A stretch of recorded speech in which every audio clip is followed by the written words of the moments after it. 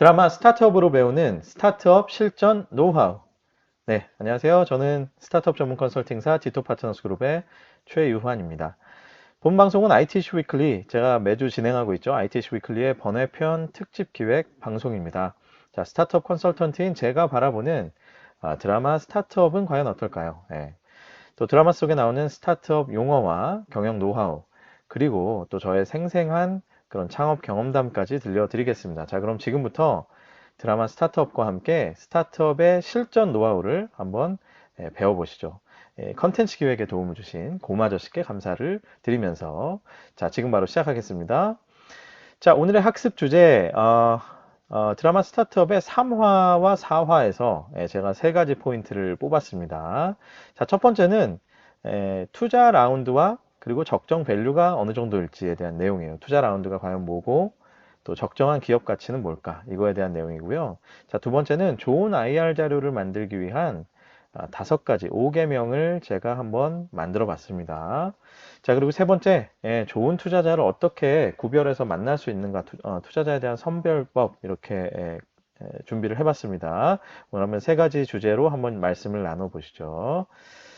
자, 첫 번째 주제, 투자 라운드와 적정 밸류에 대한 얘기를 할 텐데, 자, 3화에 나오는 내용이죠. 달미와 도산이 처음 이제 만나서 인재에게 뭔가 있는 척 해야 되는 그런 상황인데, 자, 어떤 대화가 오갔는지 한번 먼저 들어보시죠. 투자 라운드 오픈하셨어요? 라, 라운드요? 네? 아, 그게, 지금 1라운드부터 좀 빠르게 도는 중인데, 1라운드? 투자 안 받아보셨나? 라운드 몰라요? 네. 라운드 몰라요? 이렇게 얘기하죠. 자, 도산이 뭔가 잘 나가는 스타트업인 척 하는 그런 장면이었는데, 자, 라운드 몰라요? 라운드가 무슨 뜻이냐?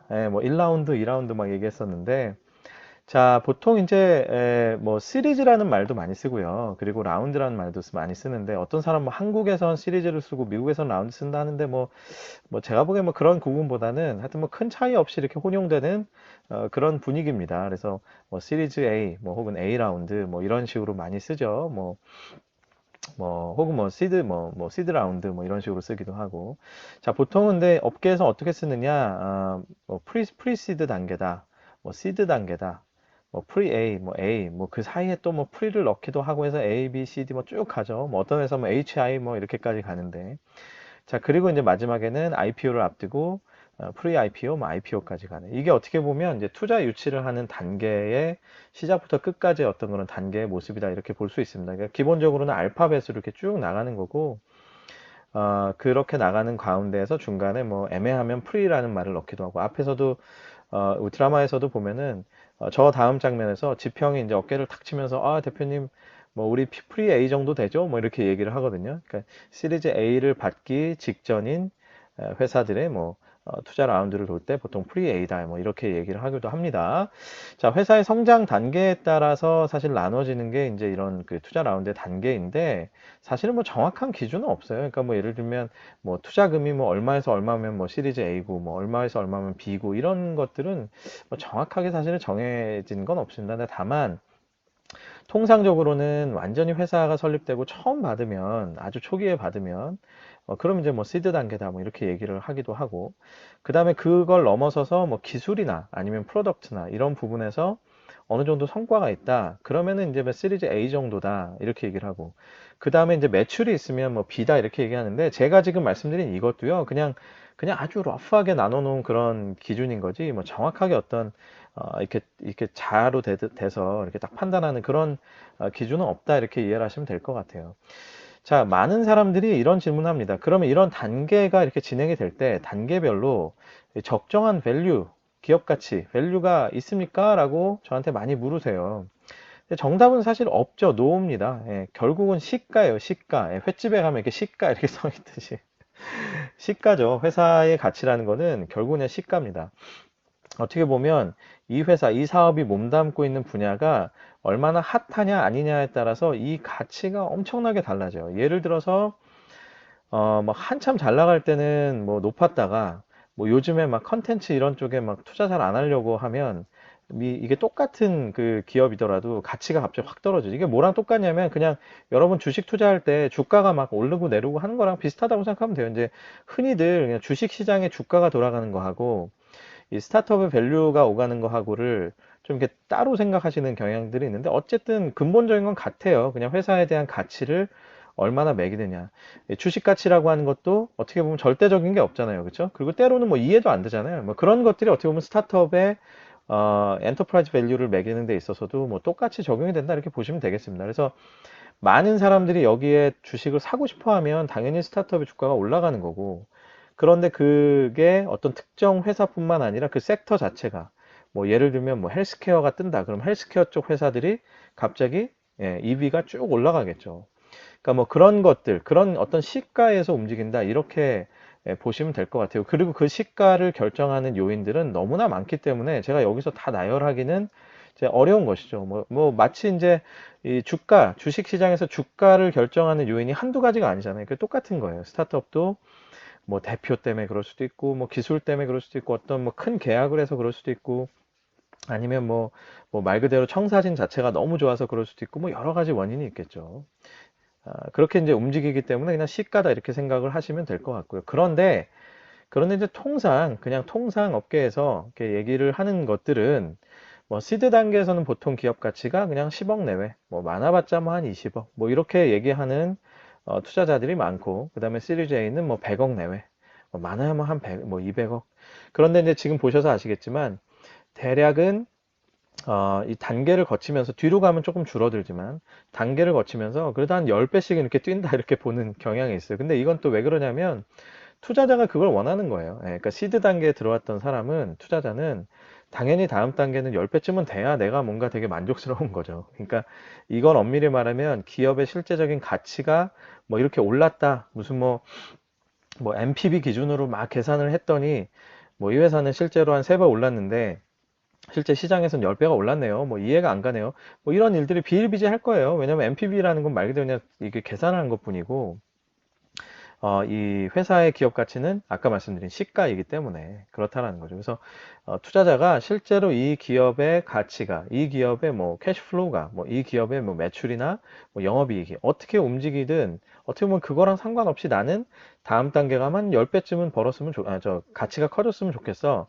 뭐 이렇게 생각하는 기대 심리가 여기에 좀 더 반영돼 있다 이렇게 볼 수도 있겠죠. 그래서 뭐 이런 얘기들을 하는데 시드는 뭐 10억 뭐 A는 뭐 한 100억 정도 이렇게 얘기를 하는데 이것도 제가 말씀드렸듯이 천차만별입니다. 천차만별. 어떤 회사는 뭐 시드 단계에 이미 100억 가치를 받기도 하고 어떤 회사는 시리즈 A에 막 뭐 300억, 500억 이렇게 받기도 하죠. 그러니까 뭐 그런 경우는 뭐 다 이제 그 섹터나 그 비즈니스나 뭐 회사마다 다르기 때문에 그냥 뭐 어떤 한 기준으로 판단하기는 어렵지만 그러나 제가 말씀드리는 거는 그냥 업계에 돌아다니는 일반적인 얘기다. 그냥 이렇게 아시고 그냥 참고만 하시면 될 것 같아요. 자, 그래서 투자 유치의 규모나 또 후속 투자 스케줄, 예를 들어서 내가 이번에 받고 좀 한참 있다 받을 건지 아니면 바로 받을 건지 이런 거에 따라서 또 단계를 나눌 수 있어요. 예를 들면 이거 내가 받고서 나는 한참 있다가 내가 스스로 돈 벌고 나서 받을래. 그럼 그냥 시리즈 A로 해도 되지만 나는 이거 받고 나서 당장에 돈 벌기는 조금 애매하고 뭐 조금 더 한 번만 살짝 다시 받은 다음에 또 돈을 벌 거야. 그러면 이번 거를 오히려 뭐 프리 A로 하고 뭐 그 다음 걸 뭐 A로 한다든지 뭐 이런 식으로 이제 결정을 할 수 있겠죠. 후속 투자 스케줄이 어떻게 되는지 이런 것들도 잘 봐야 될 거고.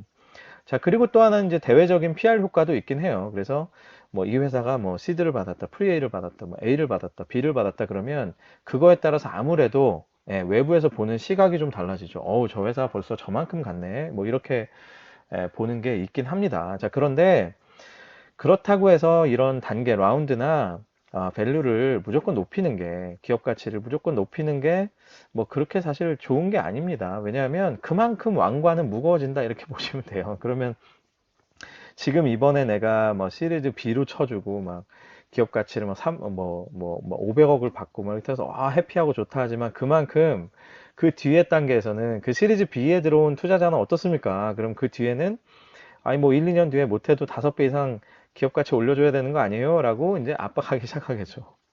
그러니까 이게 무조건 좋다 이렇게 볼 수는 없고 왕관의 무게는 그만큼 무거워지기 때문에 어떻게 하면 내가 향후에 1, 2년 정도의 비즈니스를 어떻게 해 갈지, 그리고 그때 스케줄이나 그때의 내가 예상하는 기업 가치가 어느 정도 될지 이런 것들을 어느 정도는 이렇게 마음속에 두시고 이번에 라운드에 대해서 판단하시는 게 오히려 맞다 이렇게 생각이 듭니다. 이거 뭐 상당히 어떻게 보면 러프한 얘기고 쉽지 않은 얘기인데 실질적으로는 회사마다 케이스가 아주 다르기 때문에 그 회사에 맞게 그렇게 판단하시는 게 맞겠습니다.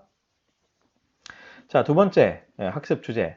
자, 좋은 IR 자료를 위한 5개명을 제가 준비해 봤는데, 자, 오늘의 내용은 또 뭐냐면, 도산이 이제 지평에게 따져 묻죠. 왜 도대체 우리 회사가 자꾸 안 된다고 하는 거예요, 덮어놓고. 예? 뭐, 우리 기술도 좋고 한데, 왜 자꾸 우리를 무시하냐, 이제 이런 식으로 얘기를 하니까, 그때 이제 지평이 하는 얘기입니다. 일단 대사를 한번 들어보시죠. 아니, 왜 자꾸 안 된다고 단정하세요? 아니, 우리 데모 안 보셨잖아요. 우리 기술. 기술 좋겠죠. 사업계획서 보니까 기술 자랑 잔뜩 해놨더만. 그럼 뭐합니까? 투자자가 혹할 게 하나도 없는데 어떤 비즈니스 모델인지 뭘로 지속적인 수익을 창출할지 뭐 하나 똑 떨어지는 게 없잖아요. 쪽집게 가후에 원포인트 레슨 뭐 그런 꼼수로는 샌드박스 어림도 없어요. 무조건 가능성이야 가능성. 손톱만한 징조라도 있어야 된다고. 투자자가 혹할 게 하나도 없는데 이렇게 얘기를 하죠. 그죠? 자, 과연 여기서 얘기하는 사업계획서에서는 뭐 기술 자랑 엄청 했더만요. 뭐 근데 이제 뭐 투자자가 혹할 게 하나도 없는데 돈은 어떻게 벌 거고 뭐 이런 얘기들을 하죠. 자, 과연 좋은 IR 자료라는 건 어떻게 만들어야 되는지 한번 지금부터 말씀드리겠습니다. 자, IR 자료의 목차, 뭐 어떤 내용을 넣어야 되는지 이런 거는요, 사실은 제가 원래 이 주제를 뽑고 그거를 넣을까 말까 고민을 하다가 제가 그냥 과감하게 안 넣었어요. 예. 자, 그건 뭐 인터넷 검색을 하든 뭐 지인들의 자료를 한번 받아보시든 뭐 많이 알 수 있습니다. 지금은 뭐 제가 기억하기로 뭐 아웃스탠딩이었나요? 아웃스탠딩에서도 뭐 이런 주제로 한번 기사를 냈던 적이 있고 뭐 IR 자료를 어떻게 하면 잘 쓸 수 있는지 무슨 내용을 넣어야 되는지는 사실 찾아보시면 뭐 엄청나게 많아요. 그러니까 그런 어떤 각각의 컴포넌트를 여기서 제가 말씀드리고 싶은 건 아니었고요. 자, 그거는 그냥 뭐 한두 시간 검색해보면 많이 알 수 있습니다. 그래서 그거를 말씀드리기보다는 과감히 제가 생략을 하고 5개명이라고 제가 얘기했던 거는 좀 느낌이 다르지 않습니까? 자, 좋은 IR 자료를 만들기 위해서는 어떤 관점의 전환이 필요하다 저는 이렇게 생각이 들어요. 자, 그래서 이제 5개명이라는 뭐 거창한 타이틀을 붙여봤고 5가지의 개명을 제가 말씀을 드릴게요. 지금부터 한번 그걸 한번 들어보시면서 어떤 각각의 컴포넌트가 아니라 이런 것들이 관점의 전환이 필요하구나 라는 걸 느끼셨으면 좋겠습니다. 자, 첫 번째는 이 세상에 똑같은 IR 문서라는 거는 절대 있을 수가 없습니다. 예, 그래서 내 사업에 맞게 스토리라인을 구성하는 게 정말 중요합니다. 제가 늘 IR 자료를 봐드리고 때때로 이제 그런 것들을 저한테 자문을 의뢰하는 분들이 많이 계시는데 제일 첫 번째로 드리는 말씀이 이거예요. 예, 스토리라인 구성 자체를 그 사업에 맞게 하시라는 거예요. 그냥 무조건 어디선가 인터넷 검색해서 제가 아까 인터넷 검색이라는 거를 많이 강조를 해드린 건데 어디선가 검색하고 어디선가 받아오시거든요. 그래서 받아와서 그거를 놓고 그대로 그냥 우리 회사 걸로 고치기 시작하는 거예요. 뭐 시장 분석하고 뭐 사업 모델이 어쩌고 뭐 멤버가 어떻고 뭐 규제가 어떻고 막 이렇게 막 한단 말이에요. 근데 그거 진짜 보다 보면 의미가 없는 거예요. 왜? 이 사업은 이렇게 구성해서는 어필이 전혀 안 되는데 라는 느낌이 오는 거죠. 예를 들면 이런 겁니다. 기존에 카피캣이 있어요. 그러니까 우리 사업이 카피캣이죠. 기존에 이미 성공한 사업이 있고 이거를 그냥 내가 거의 조금만 이제 변화를 줘가지고 뭐 빠르게 따라가는 2등 사업자로서 내가 파일을 좀 먹겠다. 뭐 이런 식의 이제 사업이라고 쳐봅시다. 자, 그러면 이 사업 같은 경우는 구구절절 사업에 대한 뭐 설명을 하고 사업의 정의가 어떻고 이런 얘기를 할 필요 있을까요? 없겠죠. 그냥 바로 본론으로 들어가면 돼요. 그냥 첫 장에 거의 이거는 뭐에 거의 뭐 카피 비즈니스다 뭐 이런 말을 쓰진 않겠지만 걔네들의 파일을 우리가 상당히 뺏어 먹겠다 선언하고 그 다음에는 바로 구체적으로 들어가면 돼요. 자, 그런데 반면에 완전히 새로운 사업이 있다고 생각해 봅시다. 전혀 새로운 사람들이 아직까지 경험하지 못한 그런 어떤 새로운 기술, 새로운 서비스, 새로운 컨셉이 있다라고 하면 이건 어떻게 될까요? 예. 첫 번째 먼저 이 사업이 뭔지부터 얘기를 해줘야 돼요. 이 사업이 뭔지부터 얘기를 해주고 그 다음에 그거와 관련된 시장, 경쟁자, 뭐 소비자 니즈, 뭐 이런 등등을 이렇게 풀어나가야 사람들이 읽으면서 헷갈리지 않는 거예요. 그게 없이 앞에 뭐, 이 무슨 사업인지 정의가 없이 그냥 시장부터 나오잖아요. 근데 중간쯤 읽다 보면 이 사람이 무슨 얘기를 하고 싶은 거지? 거의 뭐 막판쯤 가서 아, 이 사람이 하고 싶은 사업이 이런 사업이었어? 라고 하게 되면 처음부터 다시 봐야 되는 거예요. 굉장히 이제 막 복잡하죠. 스토리라인 자체가. 그래서 이 내 사업에 맞게 스토리라인을 구성하는 게 굉장히 중요합니다. 이게 아주 중요한 내용이에요. IR 문서는 뭐 흔히들 그냥 내 사업의 현황을 다 때려 부으면 된다고 생각하시지만 절대 그렇지 않아요. 이거는 문서예요, 문서. 그리고 심지어 그냥 문서가 아니라 대부분의 경우에 피칭을 해야 되는 문서예요. 그만큼 피칭해야 되는 문서로서의 그런 강점과 매력을 가지고 있어야 됩니다. 그렇기 때문에 스토리라인이라는 게 굉장히 중요하고 사업에 맞게 그에 맞는 아주 특수한 그런 스토리라인을 먼저 구성하시는 게 굉장히 중요하다 이런 얘기죠. 자, 두 번째, 내 관점이 아니라 투자자의 관점으로 바라보라 라는 얘기입니다. 자, 이게 뭐냐면 그 뒤에 써 있는 말이 핵심이에요. 내 사업은 결국은 사업이 아니라 투자 상품이다 이렇게 생각하셔야 됩니다. 제가 지난번 강의에서도 2화 때도 투자자는 사업을 사업으로만 보는 게 아니라 사실은 투자 상품으로 본다 이런 얘기를 했었죠. 그러니까 이게 뭐 굉장히 투자자들을 뭐 돈의 노예처럼 이렇게 뭐 너무 이렇게 단정 짓는 거 아니냐 이렇게 얘기하실 수 있겠지만 조금 더 제가 극단적으로 표현했지만 사실은 저는 이 표현이 가장 맞다고 생각해요. 그리고 오히려 조금 이렇게 극단적으로 표현을 해드려야 일반적인 사업하는 분들은 조금 이쪽으로 오는 것 같아요. 그냥 아 그렇구나. 투자자가 내 사업을 그냥 있는 그대로 사업을 나랑 같이 사업을 하는 뭐 뭔가 이렇게 동업자 같은 그런 느낌이 아니라 그냥 아 이 사람들은 내 사업을 투자 상품으로 돈 넣었다가 비싸게 빼는 이런 투자 상품으로 보는구나 라는 거를 반드시 알고 계셔야 돼요. 그렇기 때문에 IR 자료를 만들 때 신나게 막 기술 뭐 IR 자료 30페이지 있으면 한 20페이지 막 기술 얘기만 남도산이 그랬겠죠. 기술 얘기만 겁나게 하고 막 비즈니스 얘기는 거의 없다. 돈 버는 얘기 이런 게 없다. 그러면은 이제 누가 여기다 돈 넣고 싶겠어요. 그죠? 그러니까 그런 것들, 그 관점을 아주 크게 바꿔야 된다는 겁니다. 자, 그리고 세 번째, 정답은 필요 없어요. 투자자가 챌린지하는 여러 가지들에 뭐 IR 문서에 담을 때 무조건 뭐 아주 정확한 정답을 담겠다. 이런 게 중요한 게 아닙니다. 중요한 건 투자자가 질문하는 부분들에 대해서, 투자자가 궁금해할 부분들에 대해서 우리가 굉장히 깊이 고민하고 있고 해결에 어느 정도 방향성이 있다라는 게 중요해요. 왜냐하면 특히 스타트업들은 시간이 가면서 이 해결의 방향, 고민을 풀어가는 모습이 어떻게 될지 솔직히 말하면 예측할 수가 없어요. 그거는 어느 정도 노련한 투자자라면 다 알고 있을 겁니다. 그렇기 때문에 지금 이 회사가 제시하는 그러니까 답이 무조건 정답일 거야 라고 생각하고 투자자도 보지 않을 거예요. 노련한 투자자, 경험이 좀 있는 투자자라면 결국은 이 문제에 대해서 이 회사가 어떻게 접근하고 어떤 고민을 하고 어떻게 하면 남달리 이런 것들을 해결하고자 노력을 하는가 이게 중요한 거지 지금 가지고 있는 답이 무조건 기가 막힌 정답이네 이걸 찾는 게 올바른 투자자의 모습이 아닙니다. 뭐 만약에 그런 거를 푸시한다면 어떻게 보면 약간 좀 뭐랄까 수가 낮은 투자자일 수도 있어요. 그죠? 회사라는 게 유기체이기 때문에 아무리 지금 내가 정답을 들고 있어도 그거대로 되리라는 법이 없거든요. 그러니까 그런 식의 경험이 좀 있는 투자자라면 오히려 어느 정도 깊이 있는 고민을 하고 어떤 방향성, 어떤 새로운 방향성으로 이 문제를 해결하고자 하는지 그런 것들을 더 많이 볼 겁니다. 그래서 너무 정답을 내야 된다라는 강박을 가지실 필요는 없다라는 것이죠.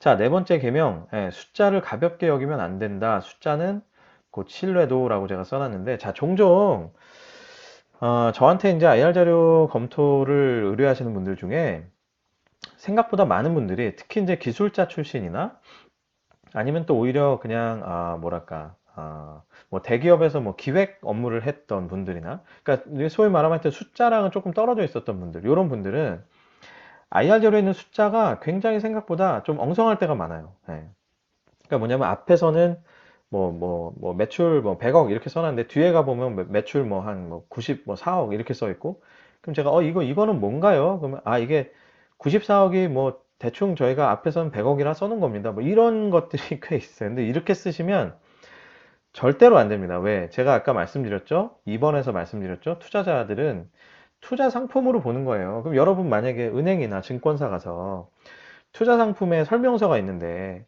예를 들어서 투자 상품 수익률이 있다 칩시다. 근데 앞에 써는 건 3.2%인데 뒤에 써는 건 뭐 4.3%예요. 뭐 이게 뭐지? 이런 생각이 들면서 어떨 것 같아요? 그 상품 자체에 대한 신뢰도가 확 떨어지겠죠. 이게 뭔가 안 믿겨지잖아요.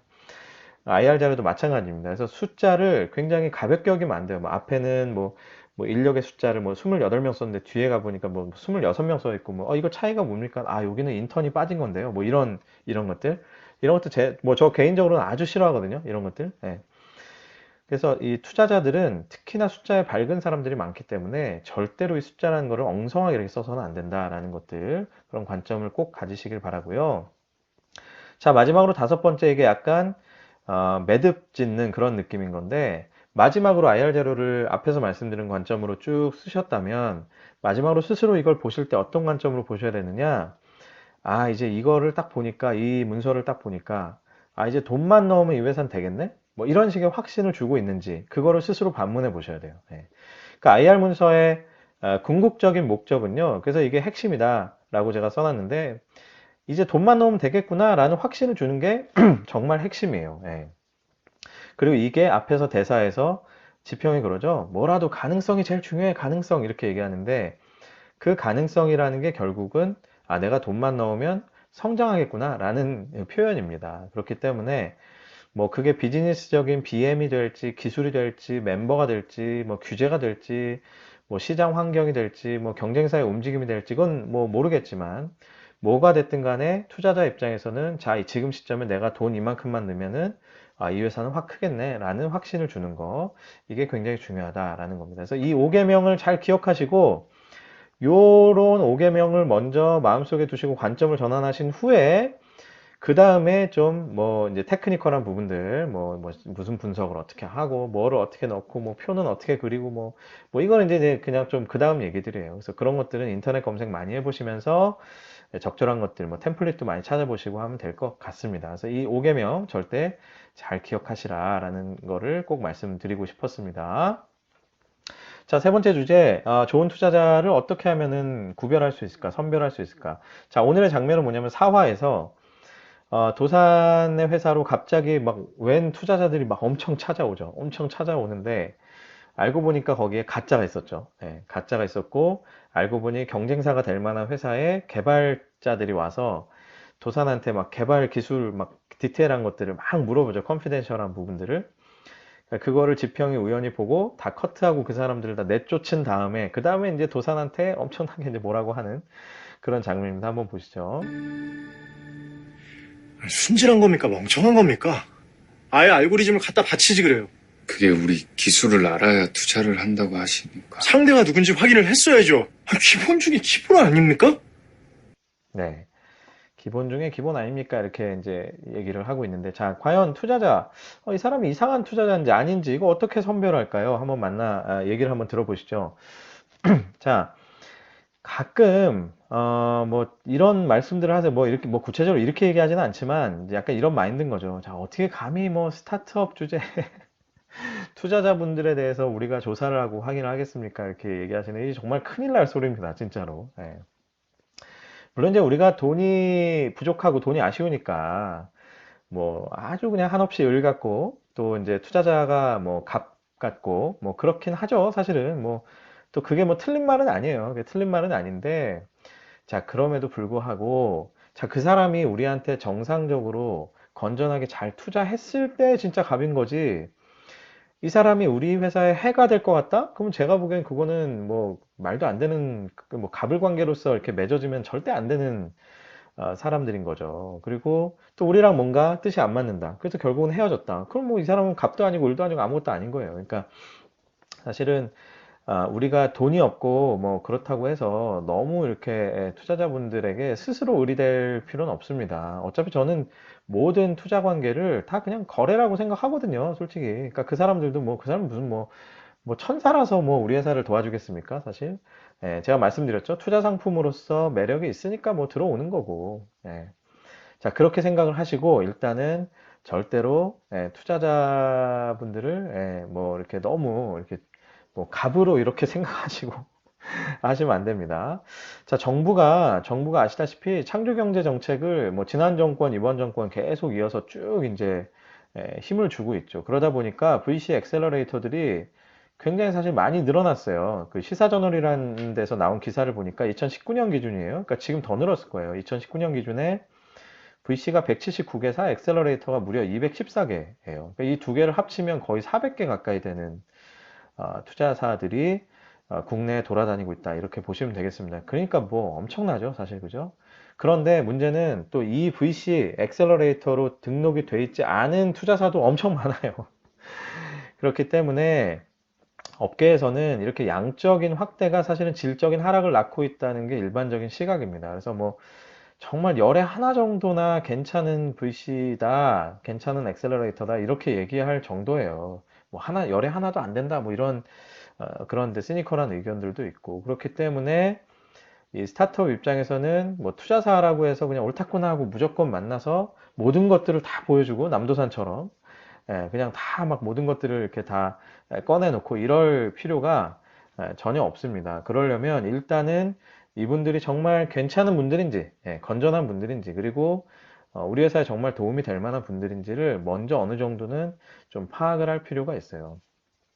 자, 그런데 건전한 투자자 선별하는 방법, 사실 뭐 우리가 그 투자사를 속속들이 알 수 있는 것도 아니고 또 우리한테 연락해온 심사역을 어떻게 속속들이 알겠어요. 솔직히 그 사람이 뭐 얼마나 착한 사람이고 좋은 마음을 갖고 있는지 뭐 그 사람 마음속에 들어가 있는 것도 아니고. 그러니까 제가 말씀드리고 싶은 거는 뭐 그런 걸 무슨 뭐 뒷조사를 해라 뭐 이런 뜻보다는 그래도 우리가 할 수 있는 1차적인 수준의 필터링은 좀 할 필요가 있다라는 거예요. 이상한 투자사가 접근하는 건 좀 막을 필요가 있다는 거죠. 그러니까 드라마에서 조금 우스꽝스럽게 나오긴 했지만 어떤 경쟁사가 될 만한 개발자들이 투자자다 이렇게 가면을 쓰고 와서 얘기를 했는데 그런 일이 사실 없으리란 법은 없어요. 실제로 뭐 제가 직접 직간접적으로 겪은 케이스 중에는 없긴 했지만 그러나 가끔 이런 경우는 이제 봅니다. 왜냐하면 투자사랑 뭔가 얘기를 했는데 그 자료가 뭔가 새 나간 것 같은 느낌?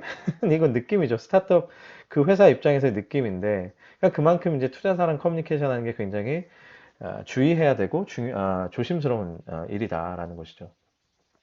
자, 그럼 어떻게 하면은 이분이 이상한 투자자인지 아닌지를 볼 수 있느냐? 자, 첫 번째, 한국 벤처캐피탈 협회라는 협회가 있어요. 그리고 한국 액셀러레이터 협회라는 협회가 있습니다. 물론 여기에 모든 그 VC나 액셀러레이터가 다 등록이 되어 있느냐? 뭐 그거는 좀 다른 얘기긴 한데 어쨌거나 일단은 여기서 1차적으로 한번 검색을 해볼 필요 있죠. 그러니까 어디서 컨택이 왔다 그러면 이 협회에 일단 등록이 좀 돼 있나? 그러니까 등록이 돼 있으면 최소한 거기는 이제 일단은 입증이 돼 있는 그래도 벤처캐피탈, 뭐 창투사, 뭐 신기사 이런 데들이니까 뭐 그리고 액셀러레이터도 마찬가지고 그래서 일단은 협회에 등록이 돼 있는지 한번 보시고요.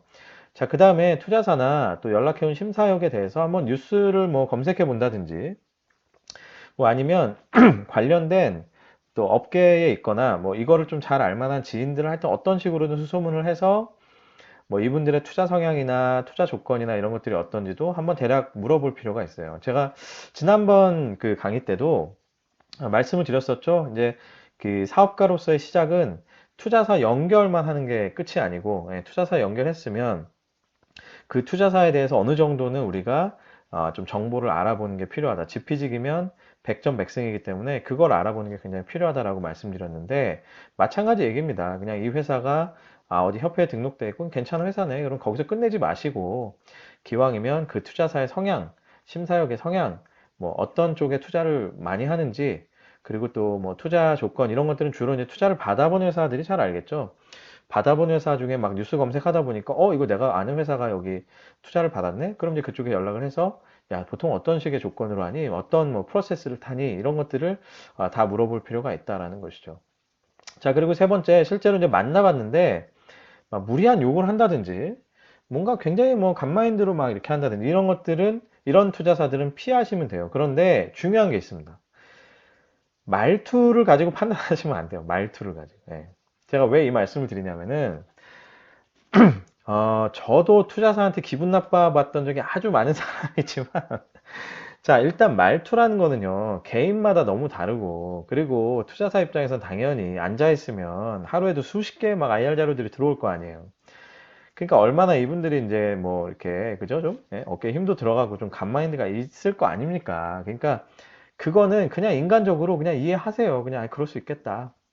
뭐 저 자리에 있으면 뭐 저럴 수 있지. 이렇게 이해하시고 그것 때문에 기분 나빠서 그 투자사나 이 어떤 뭐랄까 심사역을 판단하면 안 돼요. 제가 보기엔 그냥 냉정해지시라는 거예요. 조금. 예.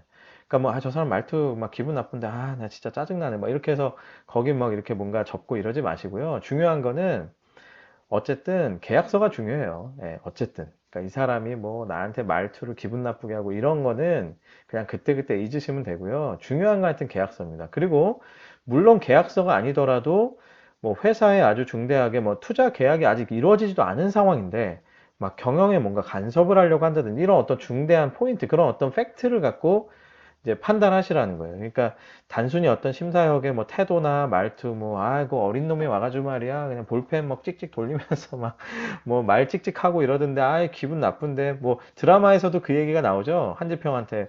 그 모든 투자자가 뭐 그렇게 띡띡대고 그러지 않던데 당신 왜 그럽니까? 막 이렇게 얘기를 하잖아요. 근데 그런 말투 가지고는 판단하시면 안 되고, 반대로 또 친절하게 얘기하면 그 투자사가 정말 우리 사업에, 우리 회사에 도움되는 투자사일까요? 그건 아니죠. 그러니까 말투 가지고는 판단 안 하시는 게 좋고, 정확하게 계약서나 정확한 어떤 팩트상의 회사의 어떤 경영에 뭐 방해가 되거나 아니면 도움이 되거나 이런 것들을 판단하시는 게 맞다라고 생각이 들어요. 최근에 누구머니인가 뭐 이런 사이트를 가면 뭐 VC와 VC 심사역들에 대해서 막 이렇게 평가가 올라오는 그런 사이트가 있더라고요. 진짜 누군가 이제 뭐 의뢰 반란이다 이렇게 얘기까지 하는데, 물론 이제 투자사들 중에서 많은 분들이 사실 태도가 좀 나쁘긴 해요. 솔직히 제가 보기에도. 그죠?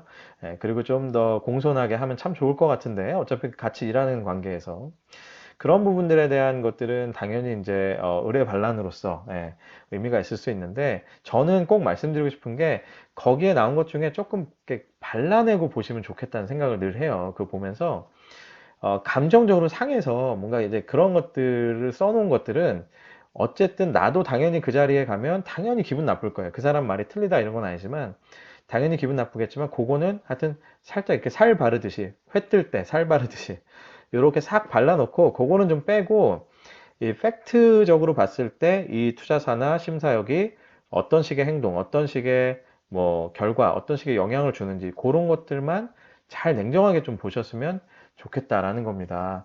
여러분들이 감정적으로 막 휘둘리는 동안에 투자사는 그냥 되게 냉정하게 여러분의 사업을 봐요. 그걸 잊지 마세요.